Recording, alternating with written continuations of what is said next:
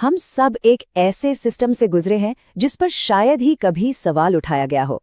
लेकिन क्या हो अगर ये सिस्टम बनाया ही गया हो किसी को असफल करने के लिए? चलिए आज एक ऐसे सच को उजागर करते हैं जो हमेशा से हमारी नजरों के सामने ही छिपा हुआ था। हाँ, ये सब दुनिया के सबसे प्रभावशाली लोगों में से तो हैं ही, लेकिन इनमें एक और हैरान करने वाली बात कॉमन है। ये सब एक ऐसे जाल से बच निकले जिसमें ज्यादातर लोग खुशी खुशी जाकर फंस जाते हैं। एक तरफ तो हम इन बिलियनियर ड्रॉप आउट्स की तारीफें करते नहीं थकते, और दूसरी तरफ हम देखते हैं कि हाईली एजुकेटेड लोग कैसे स्ट्रगल कर रहे हैं। ये एक बहुत बड़ा कॉन्ट्रडिक्शन है, एक ऐसा विरोधाभास जिसे हम अनदेखा नहीं कर सकते। ये एक दिल दुखाने वाली सच्चाई है उन कई लोगों की जिन्होंने बताए हुए रास्ते पर चलकर सब कुछ किया, पर आखिर में क्या मिला? वो बस खुद को खोया हुआ पाते हैं, और यही रास्ता उन्हें कर्ज और निराशा की जिंदगी में धकेल देता है, जिसे हम कहते हैं ईएमआई का जाल। तो सबसे जरूरी बात यह है कि ये जो हो रहा है ना, ये कोई हादसा नहीं है, ये सब कुछ डिजाइन किया हुआ है। और ये समझने के लिए कि ऐसा क्यों होता है, हमें थोड़ा इतिहास में जाना होगा।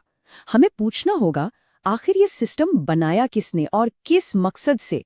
अब इस टाइमलाइन में जो बात सबसे दिलचस्प है वो ये है कि कैसे एक ही मॉडल जिसका मकसद था कंट्रोल करना, उसे 3 बिल्कुल अलग अलग हालात में इस्तेमाल किया गया।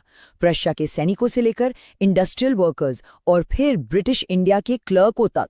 मतलब ये सिस्टम थिंकर्स बनाने के लिए था ही नहीं, इसे तो डिज़ाइन ही इसलिए किया गया था ताकि स्टूडेंट्स की सोचने समझने की शक्ति ही खत्म कर दी जाए और वो अपने से ऊपर वालों की हर बात बिना सवाल किए मान लें। और फिर देखिए अगला कदम, इसी मॉडल को और परफेक्ट किया गया ताकि पीढ़ी दर पीढ़ी लोग खेती और छोटे मोटे बिजनेस छोड़कर इंडस्ट्रियल मशीन का बस एक पुर्जा बनकर रह जाए। और भारत में यहाँ भी यही सिस्टम इस्तेमाल हुआ। मकसद था ऐसे वफादार क्लर्क और अफसर तैयार करना जो अंग्रेजों को अपने ही लोगों पर राज करने में मदद करें, और वो भी ये मानकर कि यही उनका फर्ज है। तो ये तो हुई इतिहास की बात। अब आगे बढ़ते हैं और देखते हैं कि ये ऐतिहासिक ब्लूप्रिंट आज 21वीं सदी में कैसे काम कर रहा है, वो भी एक बेहतर भविष्य के वादे के पीछे छिपकर।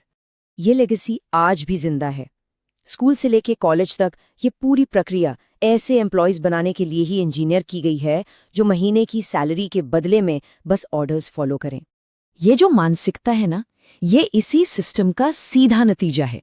एक ऐसी सोच जो आत्मनिर्भरता, इनोवेशन या अपने जुनून से कहीं ज्यादा नौकरी की सुरक्षा को महत्व देती है।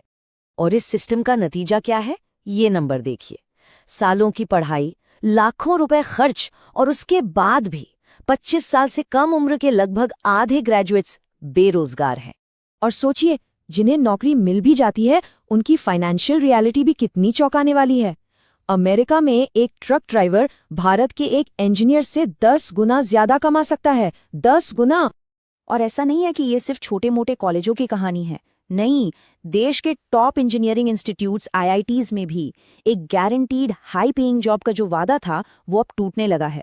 तो सवाल उठता है, क्या इसका हल स्कूल छोड़ देना है? बिल्कुल नहीं। हल है इस खेल के नियम बदलना। चलिए देखते हैं कि कैसे एक नया रास्ता बनाया जा सकता है। देखिए, दुनिया की ग्लोबल इकोनॉमी की जो बेसिक डिमांड है वो बदल चुकी है।